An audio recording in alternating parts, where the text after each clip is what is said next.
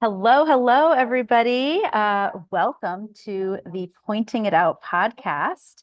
I am Megan Holmes, coming to you from my pretty active shop here, the Needlepoint Clubhouse outside of St. Louis, Missouri. And I think what you're probably expecting right now is for this person over here, actually, I think it turns this way, to introduce herself. But Melissa is actually my guest today. So I am. So I'm going to continue by saying that together with my pal Melissa MacLeod, who owns the Wool and the Floss in Grosse Pointe, Michigan, we created this podcast so many years ago now. I'm losing my mind. I mean, maybe 3.5. Are we at that point? Are we at 4? Okay.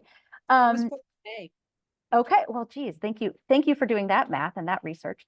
It feels like yesterday that we were sitting staring down the nose of a pandemic, unsure what to do. And so Melissa and I came together, created this podcast, and now here we are. The reason why, sorry, I have a hair in my mouth, crazy, sorry. The reason why I have Melissa over here as my guest today is that while guest in quotation marks, absolutely. So if you're tuning in for the first time, then you won't recognize both of our faces. If this is something that you've been tuning in over the past couple of years or even the past couple of months, you'll know that Melissa and I interview industry people, both adjacent and direct in the industry. So designers and wholesalers and equipment makers and producers and all kinds of things. And so I said to her the other day, we haven't really done a great job. We must not have done a really great job of introducing ourselves or telling our own stories, because it is almost every retreat when I sit down with other stitchers and they say, so how did you get started? And I feel like I have said the story 150,000 times, but I guess it's time. I decided, Melissa went along with it graciously. I decided it was maybe time for us to kind of do a reintroduction of ourselves and remind people how we got in the industry, what brought us here, and what kind of makes us tick as people and as business owners. And I think we covered a little bit of this 2 or 3 years ago when you were here.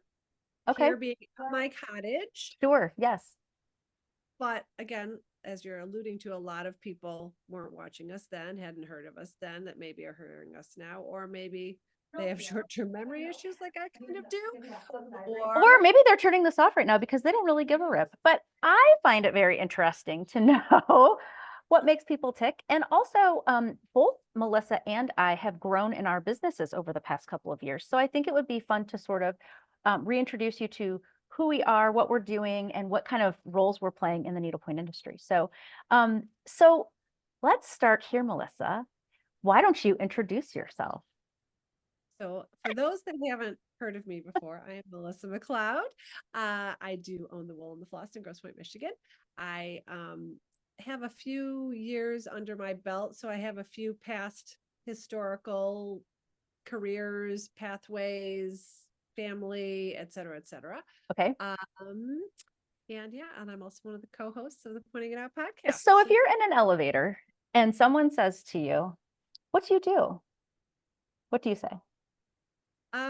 That's a good question. I think it would depend which elevator, honestly. On the context. I was going to say that. Yep. So in the context of general life, I always have a hard time describing in a quick elevator speech, what do I do? And I tend to water it down and just say, I'm a small business owner. And if they care, they'll keep asking questions. But I was curious, how do you describe if you're just in a quick situation? I usually say I own a needlepoint shop. I've got a history in marketing and finance and lots of retail experience. And I own this little needlepoint store, and most people don't even know what that is. And that's okay. That's exactly right. But for those people who actually know you and they know what needlepoint is, let's go back to the beginning of Melissa MacLeod. I remember, I think you went to 2 different colleges. You started one place, you went to another. Am I right about that? That is correct. That's correct. So I went to Tulane University in New Orleans for 2 years, and I ended up finishing at University of Michigan. In hindsight's 2020. I always kind of say, oh, I should have stayed at Tulane. I was being impulsive. I left for the wrong reasons. But then, if I hadn't moved home and finished in Michigan, I wouldn't have met my husband. I wouldn't have my children, like all those things. So absolutely. one thing always leads to another, which is another reason why I think it's so fascinating to hear how people find themselves in the places that they are after they've got some career experience, et cetera. So you finished with a degree in business, general business degree? Actually, I have a degree in finance and business economics, technically is what it's called, Very with good. in marketing. And then I did go on and I have half a degree, a half an MBA. I did not finish my MBA. All right. Started out that path and decided that was going to lead me somewhere that I didn't necessarily want to end up. So you finished college and did you get a job right away? So my retail experience continued. So all through high school, like I worked the second I could. Like I babysat when I could babysit. And then the second I turned 16, actually the shop that I ended up working at, I worked on and off there for 7 years, like all through high school and college. And the owner said, I finally just said to the manager, just hire that girl because she's come in so many times. We'll figure out a way to use her. Persistent, I guess. And then I graduated from college in 1989, which makes me very, very, very old. And for anyone who has a life memory of 1989, 1990, it was a huge recession. There were no jobs. As a matter of fact, even when I was working in my retail world, I jumped around kind of at the end of college. I started out at working at a women's clothing store. Then I worked at a children's clothing store.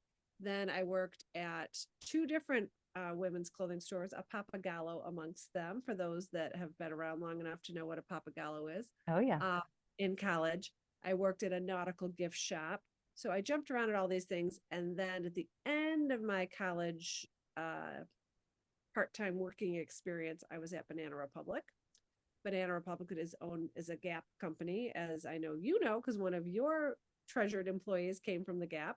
And I was an assistant Indeed. manager at Gap for a little while, which is not really where I wanted to end up, but there were no jobs. So that's what I did for about 6 months. So I can fold a t-shirt like nobody's business. Life skill I learned there. And then I ended up getting a job at Manufacturers Bank, which is now part of Comerica Bank.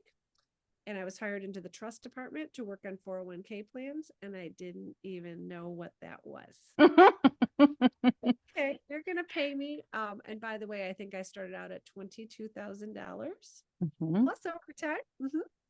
That was the 90s. So yeah, I started out there and ended up utilizing my finance degree for a number of years.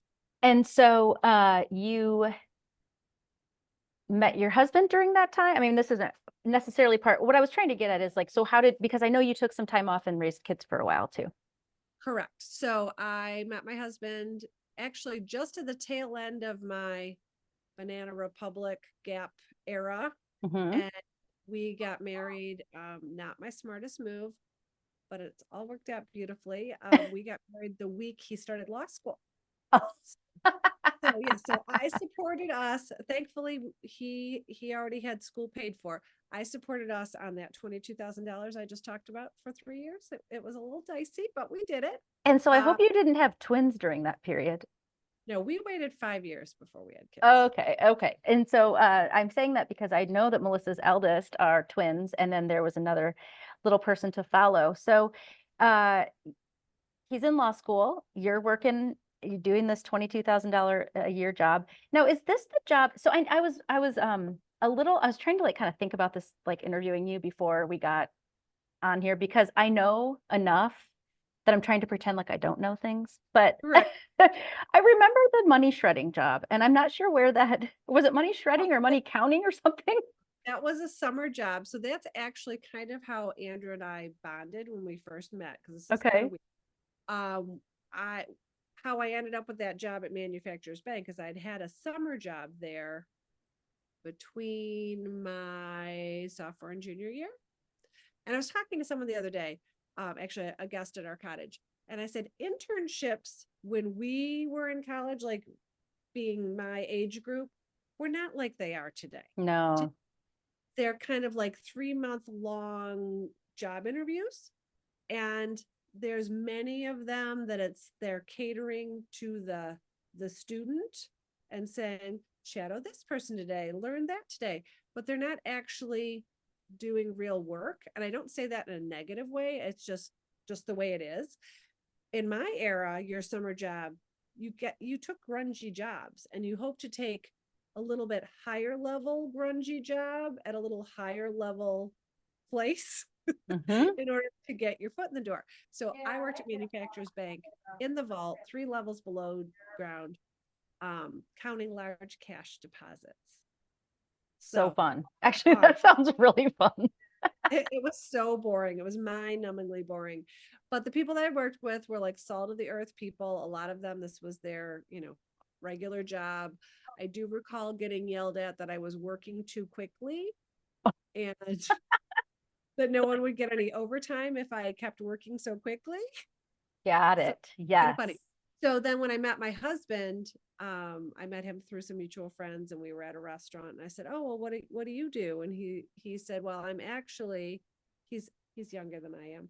I'm a cradle robber." So he's a year school wise younger than I am and 2 years younger than I am. Or sorry, 2 years younger school wise, 1 year younger age wise. So he said, "I'm actually working at this summer job and at Manufacturers Bank in the vault counting large cash deposits." And I'm like, "Wait, what?" Wait, that's what I do. Or that's what you did. The year before. So had the same job 1 year apart. So Oh, in that's any funny. Okay. so I'm like, "Oh, are they still playing the rubber band fights every day at 3 o'clock? And is Leon still the boss?" And like all the things. So that So was kind of fun. our bonding experience, which is kind of ironic because that's kind of a weird summer job to have. Oh, well, it is interesting though. I think it's interesting. So along this time, are you needle pointing? That's a good question. I started stitching when I was 7. My mom was a stitcher and my sister had a lot of health issues. So she was kind of bedridden, honestly, at that point in time. She was 5 years older than I am. So my mom sent both of us to needlepoint class, mainly so that my sister would have something to do while she's in her sick Hanging bed. out. Yeah. By the way, Mm-hmm. fine today. But it was a pretty dicey number of years. And the needlepoint stuck with me. It didn't stick with her. So I stitched a lot up until high school, and then I didn't stitch much. And then I was stitching a little bit then. I remember I had this really beautiful Cavalier King Charles piece, Mm. and puppy, and my puppy ate it. So Oh, very sad. So I was dabbling a little bit in it, but when I really kind of dove back into it myself is when, as you said earlier, I do have 3 children, twins that I was put on bed rest at 7 months, I think. So I had 2 months of lying in bed. So that's when needlepoint really came back out. gotcha. So, I remember this too from a previous discussion, but I want to just remind people that so you were stitching. So when your sister, so you're probably like 6, 7, 8, 9. You were pretty young, as I recall. Yes, I was 7. Here's my first 7. project. Okay. And well, that's what I was going to say. And they had you doing all these really cute stitches. Like, it looks mostly Bargello, which is just counting, but There's scotch stitches in here. There's eyelet stitches. There's a darning stitch, Bargello. These are waffles. Isn't that so crazy? cute. Yes. Bargello. So this says more about Marnie Fessenden, who's now Marnie Ritter, who I think is still around. She owned the shop that I actually own now. It Okay. was called Marnie Fessenden's Crewel and Embroidery Studio. And Marnie was a friend of my mom's, and that's how I ended up taking classes there with my sister. And Marnie then went on, she remarried, moved to Colorado, is now really known in the industry as Marnie Ritter, but more known in the counted canvas work Got it. section of the point industry. Well, which is why she was having you do all those stitches with the texture and things, because that's a lot of what counted pieces are, because it gives them a little more interest. But do all this like in 1970, That's like amazing. I think a lot of people know it. Now you will notice that you can kind of see the fuzz on it, the halo. This is all in pattern iron wool because that's all that there was at that point in time. Amazing. So So you start doing that. So you learned at the same store that you now own. So let's move into you.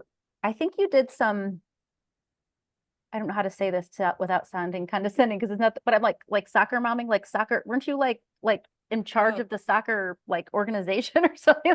So my point is that you started taking these leadership roles even as a stay-at-home mom, essentially, right? right. So I was actually never, I don't think I was ever 100% a stay-at-home mom. I Okay, always had that's okay. a side hustle going on. Okay.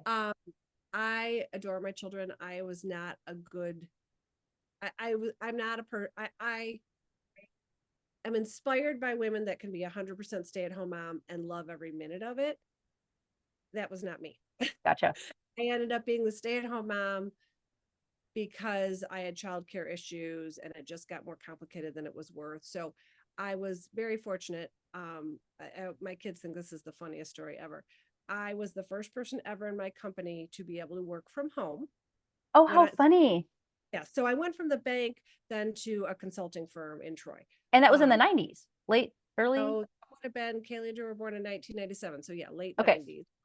So I worked full time for a lot of years and thankfully got away from making $22,000. Right. So I went from working at the bank to working at a consulting firm. I was a retirement plan consultant. And I went back to work after my 2 months of bed rest. And I went back at a 30-hour week schedule, which again, I was one of the first people that was ever able to do that. And so I did that and I worked 3 10-hour days Maybe that's because because you were working so fast. They figured, well, heck, we won't pay her for 40 because she's going to get it all done in 30 anyway. I'm not sure, but maybe. But I was determined to keep the 30 hours a week because I had a car allowance and I had a lot of like nice Sure, benefits. sure. So I stayed 30 hours a week for a while and then I had a fantastic childcare until I didn't. And then Right. and then. So then they let me work from home. So in order to work from home at this point in time, because remember, I'm also of an age where I remember we could send inter-office emails, but you couldn't send email outside of your office. Oh, okay. Mm-hmm. And I was in the retirement plan world. And all of a sudden one day someone said, well, you don't have to call Fidelity anymore. You can go on to this thing called the World Wide Web and look things up. And Oh I'm my like, gosh. wow, that's like mind blowing. Like, what is happening? Yeah, for sure. That's kind of a funny memory of mine being like, wow, I can look up like these rates of return like on my computer from my desk. Like that's so weird. But I think you had to go to a special desk in order to do it. You couldn't even There's only one computer in the office or something. uh so anyway, that was then. And so when I quit and they said, oh yeah, you could do a lot of these things from home, that's fine by us.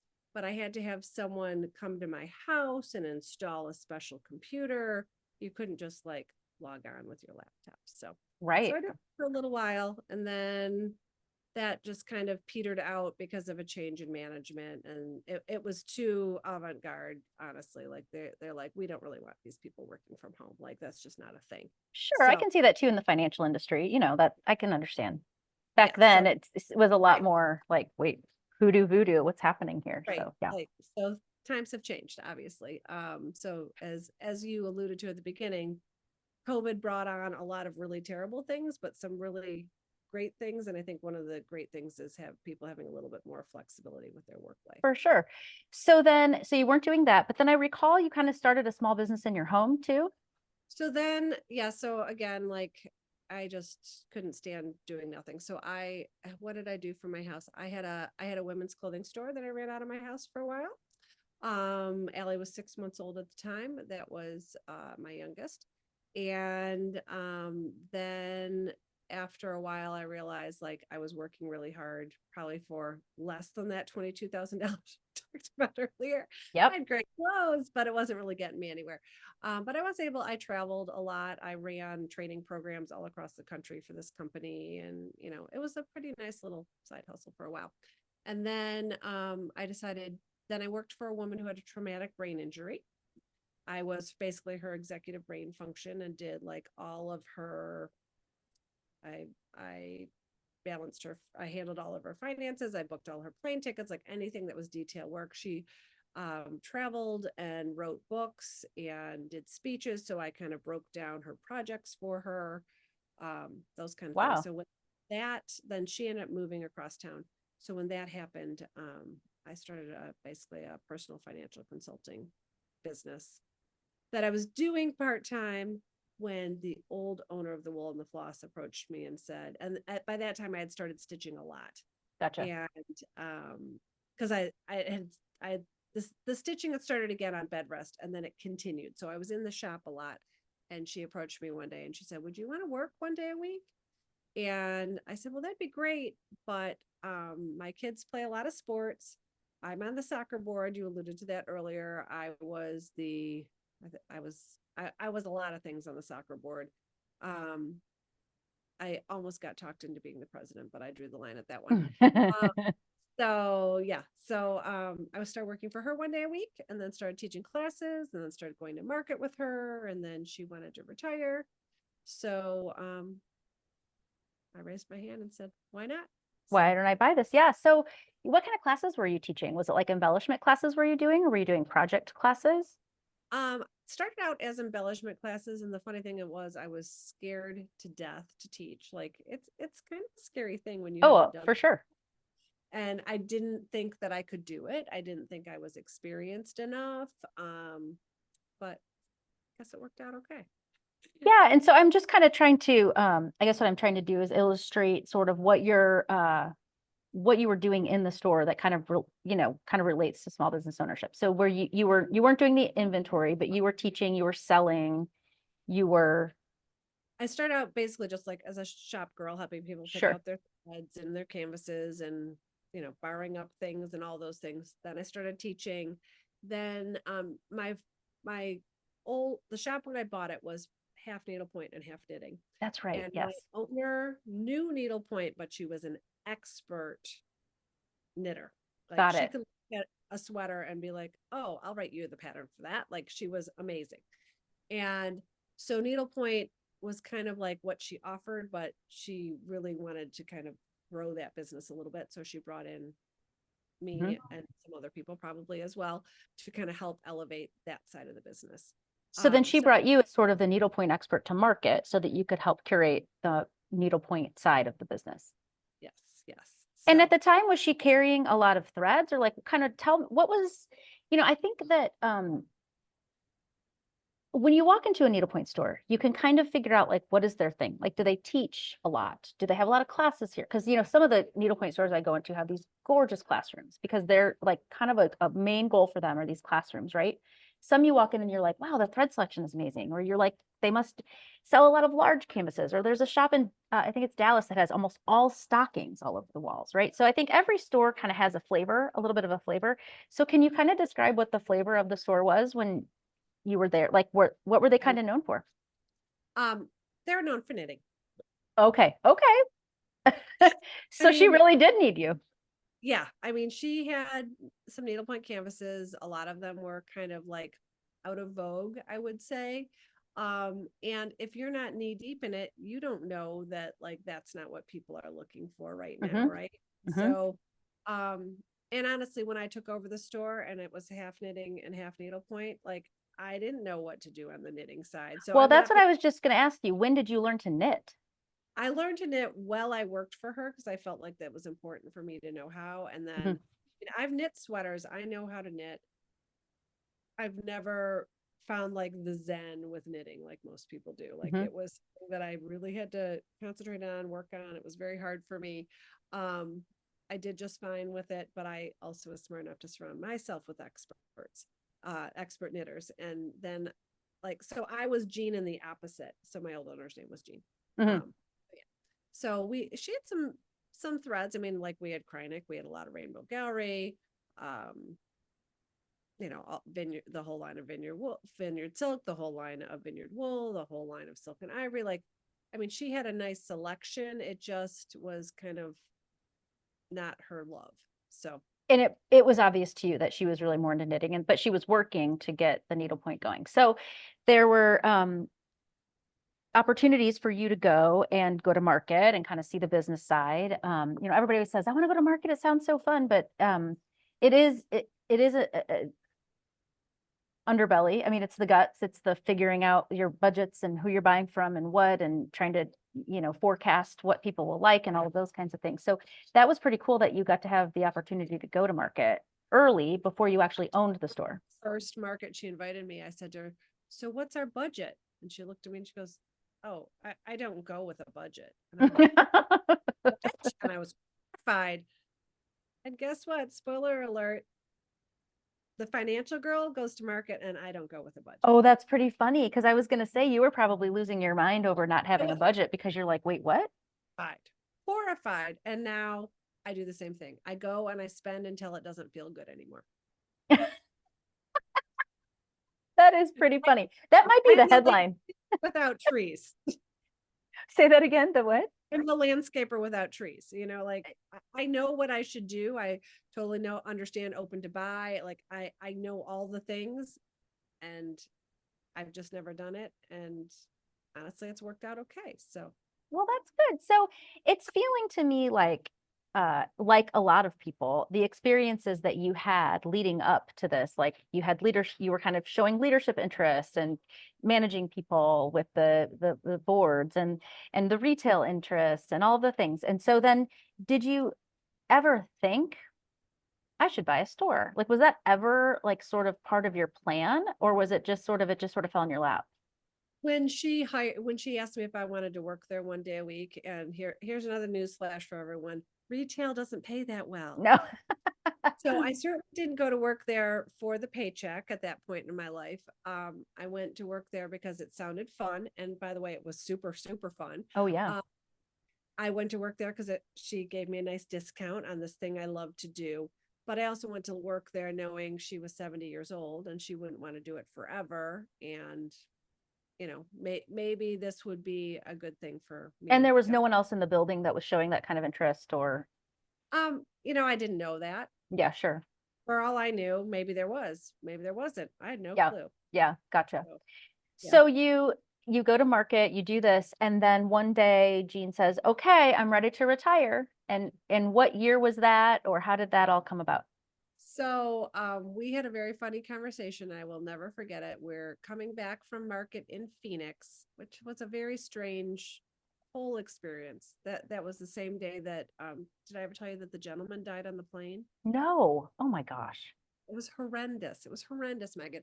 So we are coming back from market and we're sitting in the gate area. She's knitting, I'm needle pointing. We're sitting next to each other. So we're not even looking at each other, right? We're both looking at what we're doing. Mm-hmm. And she says to me, so have you ever thought about owning a store? And I said, oh, yeah, it's crossed my mind, but I know there's another store in Grosse Pointe, another needlepoint store in Grosse Pointe. And I said, yeah, I have, but I don't think there's room in our community for 3. And she said, oh, okay.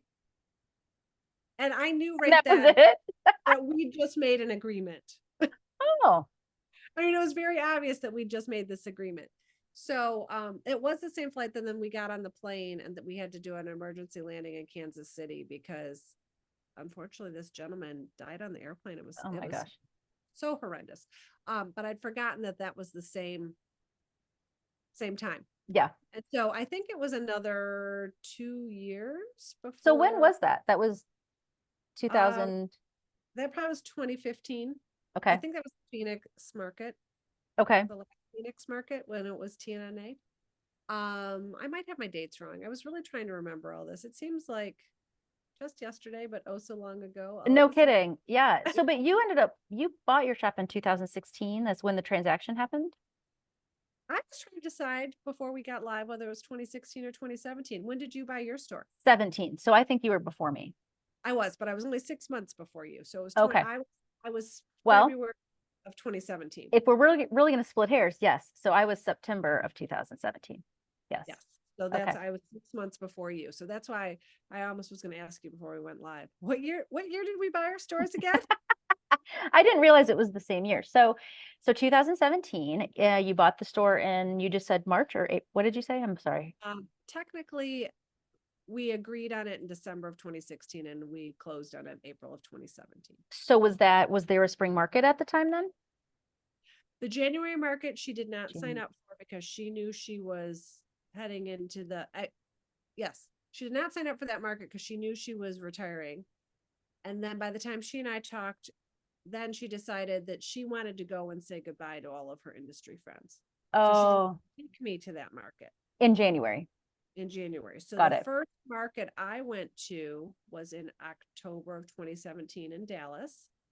And I think that's where you and I reconnected, because you and I had met. Because the other thing we didn't talk about, which is kind of minor, except for it plays into this whole story, Sure. is that because I loved needlepoint, I was probably once every 6 to 12 months traveling somewhere to take a needlepoint class. Mhm. So I would go to Chicago with my friend Terry, or I'd drive down to Ohio at What's the Point because Laura Taylor was coming, or my daughter was at Wash U. So whenever I went to go visit her in St. Louis, I would hop on. At that point in time, I think you had 5 needlepoint shops in St. Louis. Um, there There were were 4. There were 4 for sure. 1, 2, 3. Yeah. Yeah. And so I would hop on to all of their websites and see if there was a class, because then I'm like, well, I could go a day early, take the class, spend the weekend with my daughter. So I went to the former location of the former owners of the Needlepoint Clubhouse Mhm. and a class, and that's where I met you. And I think you were just like I think helping I was out. a Saturday shop girl. Yeah. Yeah. But so I want to like redirect for just a second before we get into shop ownership. So what were you finding? I'm gathering from you that you were finding taking classes, traveling and taking classes was what was bringing you joy. Or were you purposefully doing that because you knew you wanted to continue to expand your I think kind I of was just knowledge? I was teaching classes, so I felt really good about taking Got it. classes from the masters. Like I would take classes from Robin King and Laura Taylor and Carolyn Hedge Baird, and who else? David McCaskill, Jill Rigoli. Jill Rigoli. Yeah, I know I'm forgetting some names, but Because I think that was the Needlepoint Clubhouse one. That's why maybe, yes, or maybe it was Dave it McCaskill. was. Either way. I think I came twice there. Could be. Of course, it was there. It was very easy for me to. St. Louis is an 8-hour drive. It's kind of a straight shot. It was something I did, every 3 or 4 months. Go to hang So out you with were really setting yourself up really well for a couple of things, really. You were visiting other stores, so you were seeing how they were laid out and what they were selling and what was happening in them. You were meeting shop owners, you were networking with teachers, and you were educating yourself on stitches, et cetera, before you even really signed the paperwork to buy your store, which is a really cool way to kind of be set up for business in this industry. And I'm not sure I was intentional about that. No, I don't. It doesn't sound like it. It sounds like it just kind of worked out in your favor. Yeah. So that was cool. And so then wait, you mentioned your friend Terry. She was she in Grosse Pointe then too? Because she was kind of your stitching buddy way back when. Stitching buddy. So when our kids were young, Terry and she has a son who's my twins' age, my older two's age. So I kind of knew her a little bit, and then I showed up at a class at the Will and the Floss that a local-ish teacher who was doing some national classes, her name is Kathy Benchel. Yeah. Not to be confused with Schenkel. Yes. She'd drive over to the designer's desk in Chicago and teach. And so I don't know if she was a national teacher, she was definitely a regional teacher. And so she would come to the Wool and the Floss once a month. So I signed up for that. That's how I kind of really connected with Terry. And then we had so we would do that once a month. And then the other 3 Thursdays we would get together when the kids were at school, and we'd have lunch and stitch in the afternoon with our other friend Betsy, and then that was our once a week like guilty So fun. pleasure. So now I know from personal experience that stitching is not work now. It's not, I wouldn't call it necessarily work, but it definitely is work adjacent because you're doing sometimes stitching for classes or for projects or you're researching a thread or you're doing whatever. So let's go back to the time when you were just stitching for fun. What were you choosing to stitch and what designers were you loving? And can you did you have like goals? Like were you doing stockings or were you doing, I know you do ornaments every year for your kids or kind of My how? kids do tournament every year. I probably care about it more than they do. Sure. It's very important to me, and I hope someday they'll set up their own Christmas trees at their own houses, even though they're 27. No one's taken their stuff yet. That my 22 certainly hasn't taken their stuff yet. So hopefully they'll appreciate that someday. They do all have stockings. My husband and I don't. I've never finished Andrew's or What? mine. No, just I didn't I know that.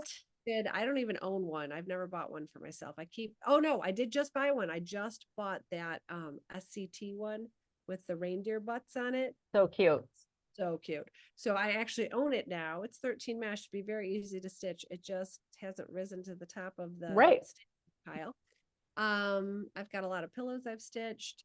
I do remember like Terry and I definitely being like, did you see the Melissa Shirley new releases just came out, and we'd get all excited. So I've always liked to stitch a little bit of everything. I've stitched a number of belts, a bunch of ornaments, pillows, trays, purses. And you never a rug. never a rug. No. But so you mentioned Melissa Shirley. Is there any other themes? Like, were you doing a lot of Susan Roberts for your kids, or were you doing Kathy Schenkel, or just kind of bits and bobs of everything? Or there was no other designer you sort of fell in love with? No, I mean, I have a little bit of everything, honestly. Like there's not much needlepoint I've met that I haven't liked. So Yeah, well, and right. And so you just kind of loved the craft and you loved the process, it sounds like. And it didn't really matter if it was a project that you were taking at a class, you were just taking it to just do it and experience I it. have a lot of class projects I've never finished. And I Yeah. don't regret that. I don't at all. Like I went to those classes to learn some new techniques. And someday you and I think on this previous time we talked about our retirement cruise someday. Mhm. We'll go on our retirement cruise and stitch some of these class projects we've never finished. Exactly. Exactly. I feel the same way, but I also just have such little time to stitch that I like going to learn the things, but I'm not sure I'll ever even pick them back up again. It's a lot about the process and the learning and all of that stuff. So, but this is not about me, it's about you. Um, so speaking of projects, how do you store your stash? So I think you've been at my house since I've redone my stitching room. Maybe. I have, but I've never paid really good attention to how you're. Go ahead, please. One of my golden things that I now own is an old card catalog, which Yes. you're not of a certain age, you don't even know what I'm talking about. But in the olden days, the Dewey Decimal System was in act, and you couldn't go to a computer and look it up because remember the internet was born after me. So they kept these little cards, and you flip through them to find out what aisle to go in the library. So I have an old card catalog from a Catholic school in the Detroit area that I was able to purchase, and I keep all my threads in there. So there are drawers of pinks. They're all in little floss away bags. Oh, you do it by color. I store by color. I have pink basic and pink specialty, white basic, white specialty. So, that's how I keep my threads. So I'm hoping maybe you'll share a picture with us because I'm really needing a visual on this. So okay, so when I remember the card catalogs, they had like a bar, like a, Mhm. so that the cards would sit in and so did that bar get in the way, or are those gone and it's just like a little like thing? I think the bar, you know what? Mine doesn't have a bar. It has like a wooden. Oh, like a little ridge kind of in the middle? So it doesn't really matter because the threads are soft. So the floss way baggies fit perfectly in there, and they just kind of, bump up and out. And then have you like labeled the little thing like it says like white specialty or whatever, and then you just kind of like twirl through there, or My sweet Kaylee did that for me one Christmas. She is a whiz in Canva, which I can get by in Canva, but she's like 2 seconds, she's done. It takes me 20. So she did all of that for me in Canva. So they're in cursive writing, so it looks just like the things that used to say God and marriage, and all the things that the card catalog said from the Got Catholic. you. Oh, gotcha. Okay, cute. And so you have all these drawers. So you'll have to share a picture of that with us for the promo here because that would be fun for people to see. And then what about your canvases? So canvases, I realized this morning that one of our Pointing It Out podcast challenges I was able to complete earlier this month because Liz needed me to find my grandmother's scissor case. So I have one cupboard that has an embarrassingly large number of started projects, a lot of them from these classes we've talked about. Yep. And so I had to dig through every single bag, and So the bags are just like, kind of lined up in this closet because it's got 3 shelves. So okay. it's like, boom, boom, boom, boom. So I was able to find about 6 pairs of glasses and about 12 pairs of scissors. And eventually I did find a scissor case. So that's where the things that are started go. And then I have some of those, they're marketed as scrapbook boxes, like they sell them at Costco, and they're about this high and they're 12 by 12 and they stack. Yes. Mm-hmm. So I have like all my small pieces in there, like it'll say Christmas or spring or Halloween or general. So they're all kind of sorted in there, my smaller things. And then I have an artist portfolio that I got at Hobby Lobby, I think, that's like probably 36 inches high, 24 inches high. I can't remember. It's big. It's a big book with plastic sleeves. So my bigger things. Oh, cool. There. So yeah, it's you've been stitching since you're 7. You have stash, and part of me says it's embarrassing, but it brings me joy. Like I don't hoard other things in my life. I do have a lot of needlepoint stash, and I look through it from time to time. Occasionally I de-stash something because it's lost interest for me. I have noticed, this is just my little mini public service announcement we'll throw in here.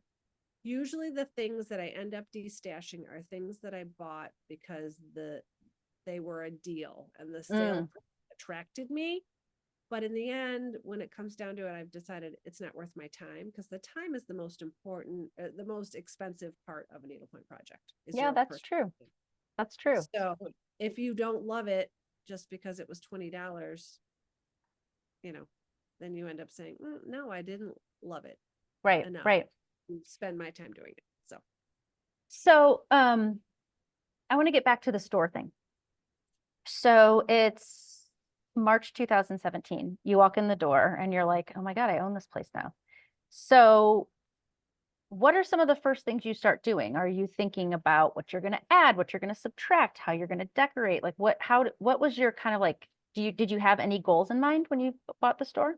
My physical building that I'm still in was a disaster. I mean, there had been, and I'm so sad because I literally just found out last week that my landlady technically passed away. Oh, And sad.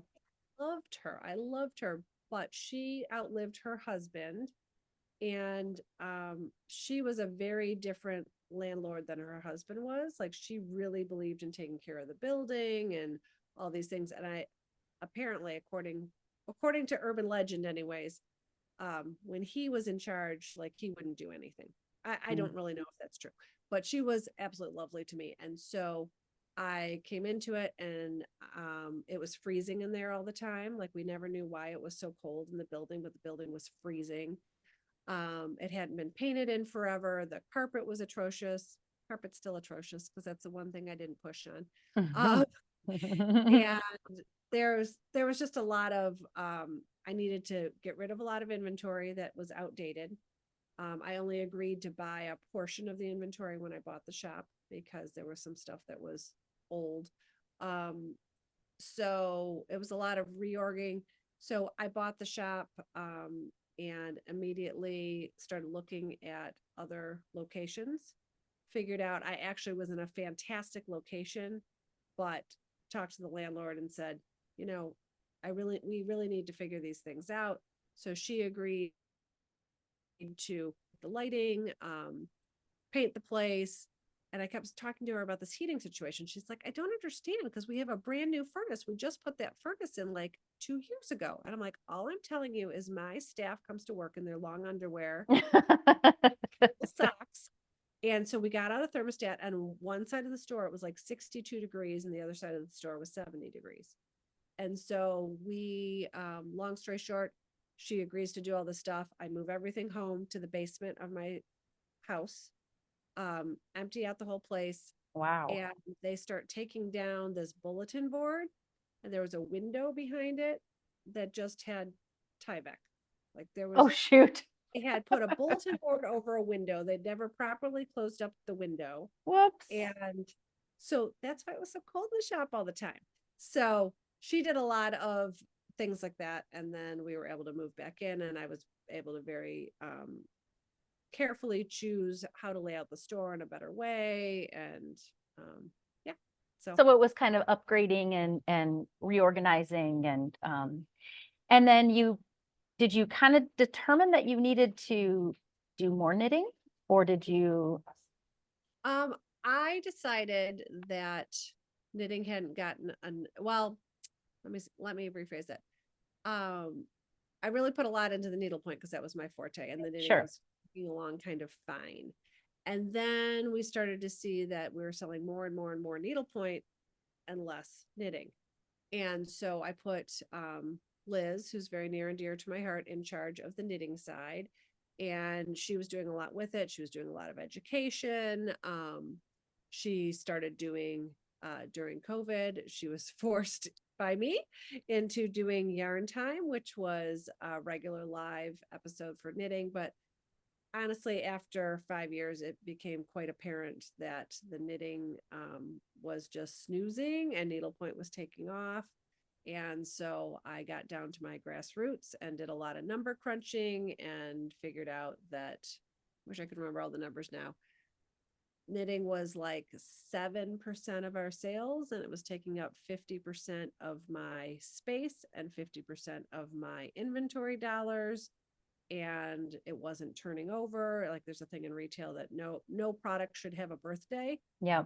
And I knew that my needlepoint side wasn't having birthdays, but the knitting side was. So I made the very difficult decision, because my daughter is a diehard knitter.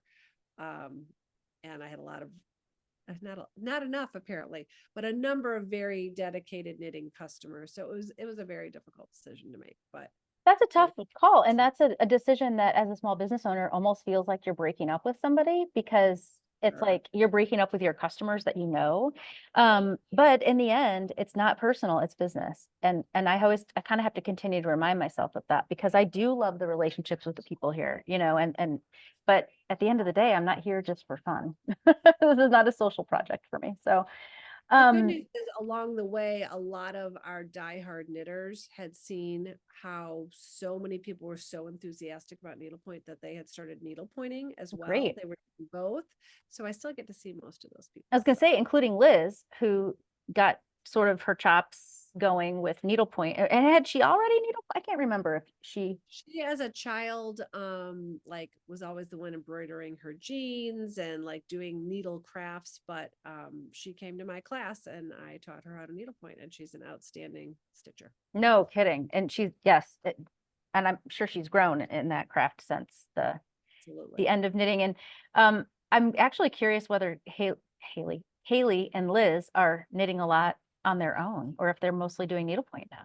I know Kaylee's about half and half. I think Liz said she's stitching more these days than knitting, but I think she could her knitting. I'm sorry for people who, I'm sorry, see, this is what I was afraid I would do, is just say things that were so common to me. So Liz is one of Melissa's longtime employees, and Kaylee is her daughter, who was also an employee here and there. So anyway, I've just happened, I know them pretty well, and I know about their knitting experience. So knitting leaves, you have to reinvent that space in your store. You have more opportunity to do more things with needlepoint and the product. But wait a minute. Did knitting leave before COVID came? No, because COVID came. This is the way I have a very distinct memory. COVID came.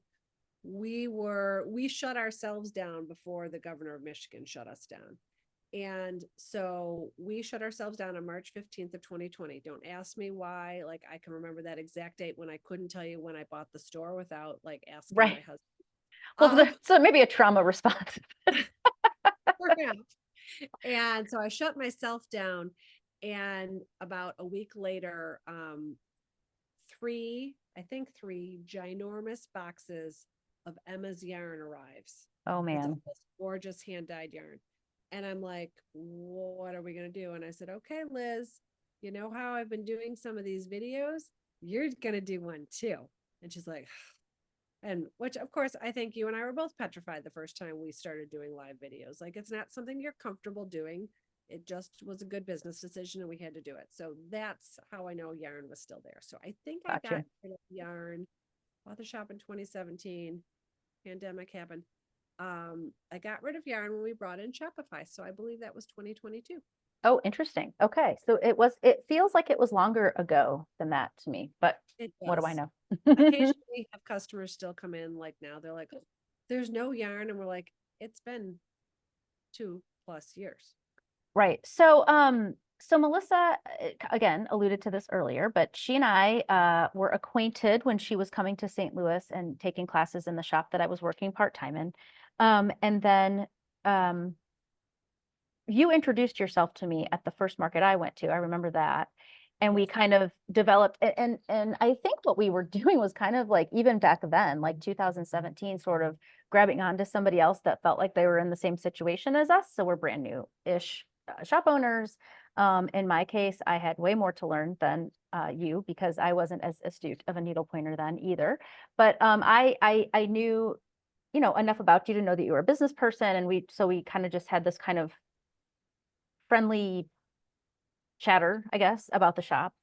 Um, but it wasn't until, well, we started doing our trades, right? The trunk trade. Yes. We Um, did and that. First one was the summer of 2018. and actually, that was not my idea. That idea was Connie Camp's. And she and I were going to do it, but we could never get it together. And then I think I said to you, hey, have you ever thought of this idea? And so we actually did it, which was essentially us trying to expose inventory that had been sitting in our shops to a different audience. And this is before we were really, I mean, I started my Instagram account in, I bet 2015, but Yeah, we we weren't really using it for e-commerce at the time. correct. Correct. And so in other words, the product exposure was not as fluid. I don't know if that's the right way to We say were, it. I think, relying on our walk-in customer for Yeah, probably 95% of our sales at that point in time. for sure, for sure. So So that's we kind were, of how we developed that kind of a relationship. Go yeah, ahead. so we've got great merchandise, but my customers have looked at it for too long. And so we're like, let's swap, give people a little bit of a discount. And yeah, and it worked every single time we would sell everything because it wasn't like it was bad merchandise. It just, No, it was just like you said, it was just, we didn't want it to have a birthday and the exposure wasn't quite there. So then I think, remind me, I'm just trying to put together how, and then how we've progressed kind of together. And I'm trying to get to that point of the story. So we kind of had that relationship. And then I don't even remember, did we do dinners together at market? Like, I can't even, think that we did our trunk show trades and then we would meet up at market. Occasionally we'd talk in between, but it was really our utter and complete panic of COVID and how we were going to survive, like, and not go bankrupt and not lose our businesses that really brought us together. yeah. So tell me your sort of, if you recall, when hopefully you're going to decide that this was a good idea and you'll ask me my story. So I'm trying to not tell you too much of my own. Um, so what was you're sitting, I remember you calling me and you're like, I'm sitting in a room, probably breaking down those Emma's yarn boxes or something, terrified that you had all this. But anyway, and you're like, I'm just breaking down boxes because I'm just at a loss. I like stress this, essentially I'm like terrified of what's going on here. Yeah. So for those that weren't small business owners during COVID, it was a very, very frightening time it was a frightening time, I think, for everyone for lots of reasons, but it was a very frightening time as a small business owner. I had, I, I had completely self-invested. Like I had my own money invested in this business. My husband buys and sells businesses for a living. And he had said to me, you know, I don't think because I'd said to him, "What do you think I should do this or not?" Like not from like it wasn't like the little wife asking her husband. It was someone going to a free source because he buys and sells businesses for a living. Like, do you think this is going to be a good idea? And he had said to me, you won't lose your shirt on it, but you're probably not. It's probably not going to do much of anything. Like, so if you want to do this, like, and you think it's going to be fun, like, why not? And so I moved ahead with it, but still thinking to myself, I can do a lot with this, but I wasn't going to like get into that with him, and he wasn't saying it in a negative way to me. He was just literally looking at the nuts and bolts of the numbers from a business point of view. And so like I said, we shut ourselves down on March 15th. And I think it was about 2 weeks later, the governor of Michigan shut us down about the same time that the St. Louis mayor, because it wasn't that different for you. Wasn't it the mayor who shut you guys down? I don't exactly remember, but yes, that sounds about right. I feel like that was right. And so then you went from, okay, like I couldn't have employees in the shop. Like it was just me there all by myself. And Megan and I have both admitted at different points in time that we're a little codependent on our staff. Like we have fantastic women that work for us. And being a solo business owner was never what I intended. I mean, I only had, I think, 5 employees when I bought the shop, and now I think I have 20. But I never wanted to be there by myself. And so yeah, I got to work and I thought, what am I going to do? Like, I don't know how to pull in customers. Like I had a website, but it wasn't a great website. I'm like, how's this going to be? And all I could think of is my husband's going to be right. Like I'm going to, I'm going to have egg on my face because I thought I could do this and he never thought it was going to work out very well. And I'm like, that was the worst part to me. It wasn't even losing my money. It was Yeah. losing the ego part of me. And so I remember calling you and saying, I'm here. I should be doing something far more productive than this, but I'm throwing out recycled boxes because I just don't know what else to do right now. And I'm just having such a hard time processing this and figuring out how to move forward. And I remember saying, you have to get on Instagram. Yeah. And you were like, but that's not my thing. And I said, and my daughter's been pressuring me maybe a little strong, nagging me to do Instagram lives for a long time. And thankfully we did have an Instagram account. We had a bit of an audience. And you're like, you just have to do it. You're like, it's not fun. You're not going to love it, but like, this is the only thing that's going to save our businesses. And so, yeah, we both started down that path and thank God. Yeah. I mean, for sure. And so, COVID is and was, and we all know the needlepoint story of COVID. But talk to me about, so I'm not sure I can even answer this question very precisely myself. So anecdotally, what did COVID do for your business? So, I mean, everything grew, right? Needlepoint grew, knitting grew. Classes didn't grow, knitting did not grow. Okay, so talk to me about what are the things that stand out to you that COVID did to your business, aside from the fact that we went on Instagram and we got more customers? Like, I have a couple of ideas of what I think mine are, but I'm just curious, kind of what anecdotally are you thinking of? I created a lot of really great relationships with a number of my customers during COVID. That were really new to me. Those days, like people would call and they'd say, "Do you have any white thread?" Right. Half the stores didn't, or whatever the case may be. And there were a number of stores that just closed down. And so people are home trying to stitch and they need materials, they need projects. There were a number of stores that wouldn't sell you thread unless you bought the canvas because it was hard to get. There were supply chain issues, right? But people would call and I know a lot of people listening to us know who you are, but they would call and they'd ask for something. And then we'd be on the phone for like 45 minutes because we all needed we needed some form of connection. So yes, there weren't classes, there was no in-store shopping, but I connected in a very real way with hundreds of people. I was there by myself. My family was up at this cottage, actually. We were trying to avoid people because that's what we were doing. And so I've made some really deep connections, and many of those customers are still some of my most treasured customers because of their loyalty to me, because I was there for them when maybe other stores weren't.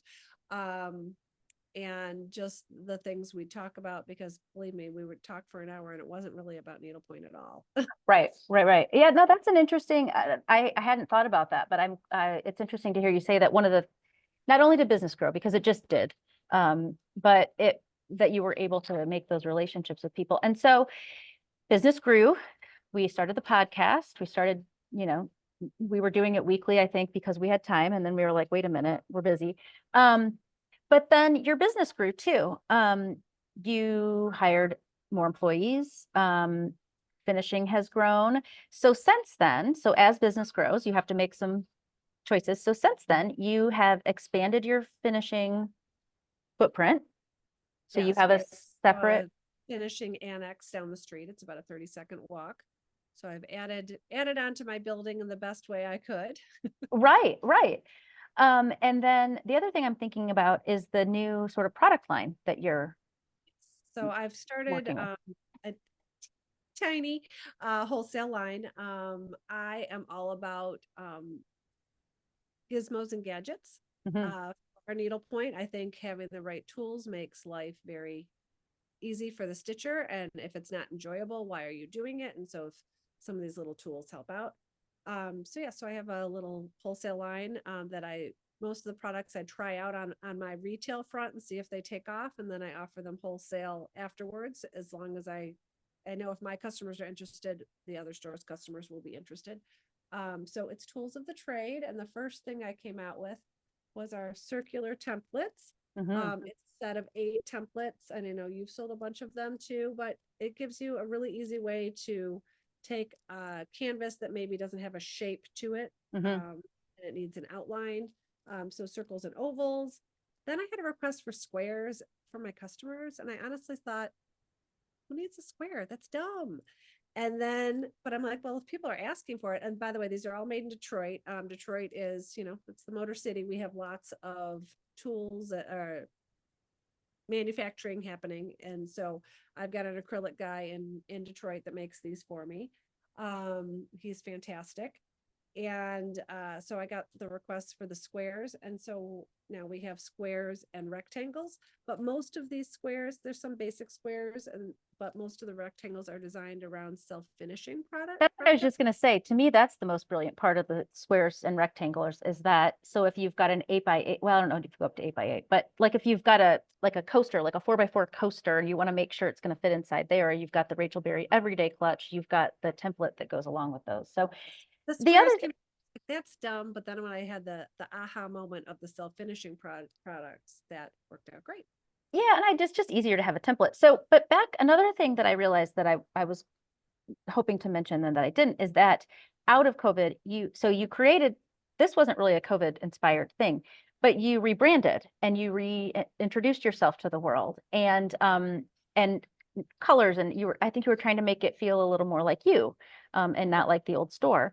And Um, so inherited the old branding. And honestly, when I started, like I didn't have the money to rebrand. Like it's sure. expensive to rebrand. There's a lot of things involved that people don't even think about. I mean, the sign on the front of the store, I think was $2,000. Like I couldn't afford that when I first Hmm. opened. Or like I had a lot of bigger fish to fry. If it ain't Hmm. broke, I wasn't fixing it. Hmm. And then with the resurgence of needlepoint and COVID and our both of our businesses growing. In my case, then I felt like, so I might go to market without a budget, but I'm very conscientious of spending when I can afford to. Gotcha.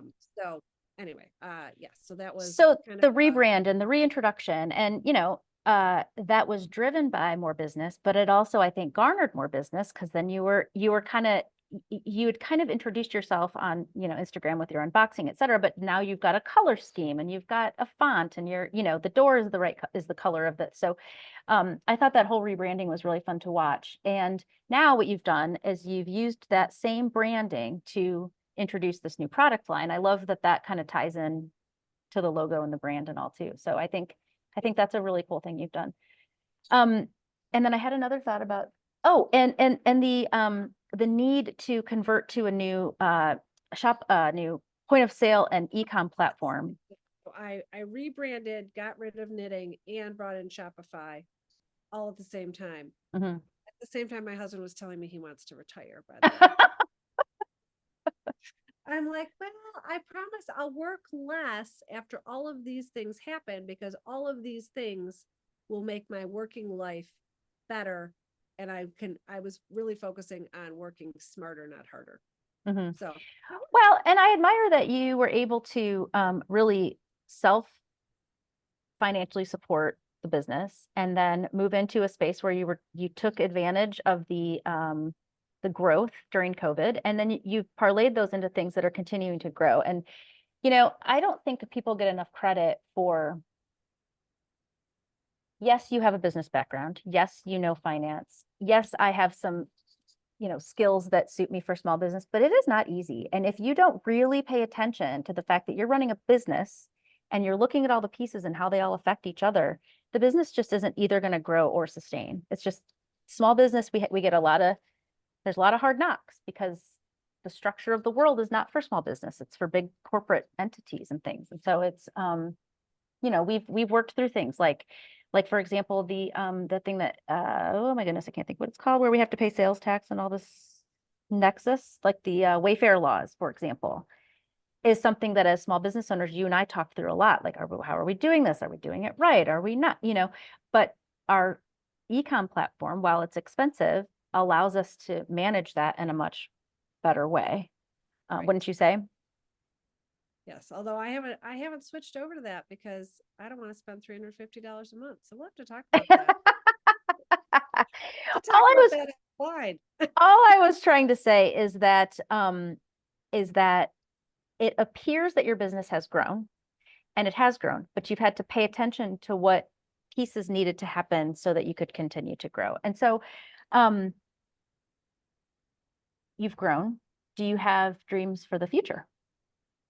Well, I'm continuing to expand my little tools of the trade. So I've got a couple, this little doodads coming out soon. I haven't even announced him yet. People Do know you about want to his. make it a hot tip, a hot goss for the I know, because I promised my marketing consultant, because now I'm really important and I have a marketing consultant. Fantastic, by the way. And she's rolling it out for me in a couple weeks. So I think Okay. So I keep it under wraps, but and like I said, it'll probably be available wholesale as well. But if it flops retail, I'm not going to recommend to my shop owner friends, you should bring this in. I recommend that after I know people actually like the things I'm bringing out. So got you, got you. So yeah, continuing to advance that opportunity and the growth in that sort of, I would say, kind of underrepresented market in our industry. We don't have a lot of people who focus just on, am I wrong about that? I mean, I'm thinking like the light sellers and the stands, but really the product is kind of like nichey, like here and there and with different vendors and things. So it's kind of cool that you're developing that. it's never going to really be like a huge part of my business, but it's something that is near and dear to my heart, because like I said, I love a good gadget. Something that makes my life easier, I'm all about. So Yeah, it's fun. yeah. So I've got a couple of little things going on that probably roll out in the next 6 months or so, but not quite ready to talk about that. Got you.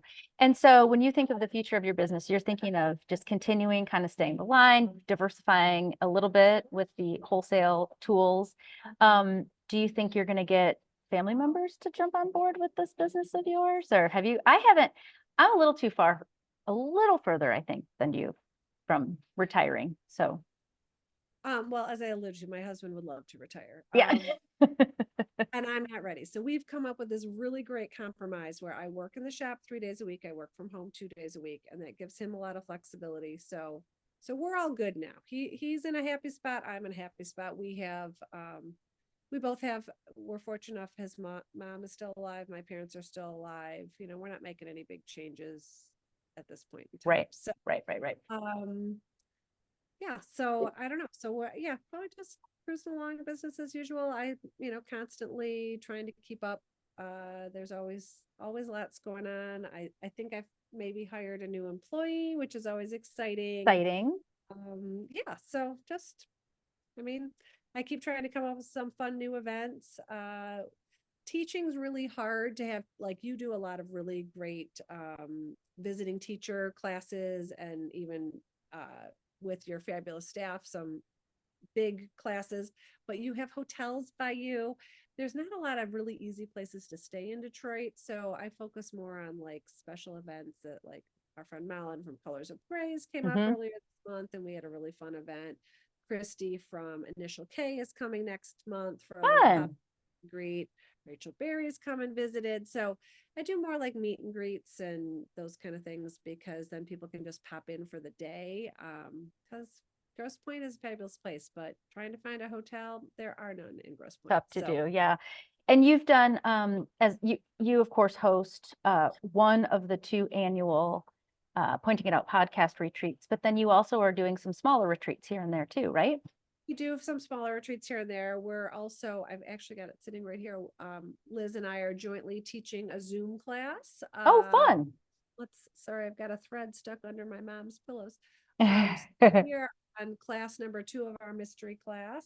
So this is the project, Fun. Ashley, Liz, Dylan. So I think we've got like 60 people taking that remotely. So we're still trying to Whoa. offer some educational opportunities, despite the fact that my footprint of my shop is fairly small. When we do the Pointing Out retreat with you, you can fit about 40 people in your building, 18 top end in mine. Like you have a much nicer setup for those kind of things. So when we do the Pointing It Out podcast, we do it in a remote location that's about a mile from our shop. Which And looks you like have the luxury of having a gorgeous view and landscape. It is pretty fabulous. So yeah, it's a little different, but it's different and better and in different ways, right? So it's a really pretty location. They just have their own personalities, both of them. So. That's exactly right. So is there anything that I didn't ask? I try to ask people this at the end always. Is there anything I've missed that you were sort of dying to tell the world about you or your shop that I didn't ask? I don't think so. I mean, I just have to say our friend Deb says she gets to work in Disneyland every day when she goes to work, which I think is just a really cute way of saying it. When I was interviewing this potential employee who I think is coming forward, I said the beauty of working in my needlepoint shop is it is everyone's happy place. It's my happy place. It's my Flossettes, as Kelly Clark has named them, my shop girls. And I always feel like that's maybe sounds demeaning, and I would never mean that because my business would not succeed without the fabulous and incredible staff I have. I'm simply the captain of the ship, but they're the ones keeping everything running and doing the hard work, and each and every one of them is fabulous. But I'm just really lucky because I go to work every day and it's not work. It's really fun. You know, there's occasional bad days. There's the day when the government shut you down that was a little stressful. But for the most part, it's my customer's happy place, my happy place, my staff's happy place. And, you know, it's just, I feel like I'm one of the luckiest people in the world to be able to do it. And so thankful that we have the customers we have that enable me to do this fun job. So, yeah. Awesome. Well, it's been fun to revisit your journey through the needlepoint industry and our relationship. And I hope that that helps people kind of get a framework for who you are and what your shop looks like. And yeah, I think it's been fun. So thank you for sharing. I'm sorry. And hopefully they'll all come visit. Yeah, that's right. I know for sure. So if you are just tuning in for the first time, this might be a little bit of a strange podcast for you to watch for the first time because, or maybe it's not. Maybe it's a great setup for who we are and what we are. And I hope that you will subscribe to the YouTube channel. If you are listening on one of the audio platforms, enjoy. And we love feedback. So if we're doing something or not doing something that you wish you could hear or see from us, then let us know. So Melissa, I guess we're signing off for now. And we'll see you soon. I hope. When is the next time? Frisco, I guess, right? Market is when we're actually going to see each other in person. Sounds good. All right. Bye.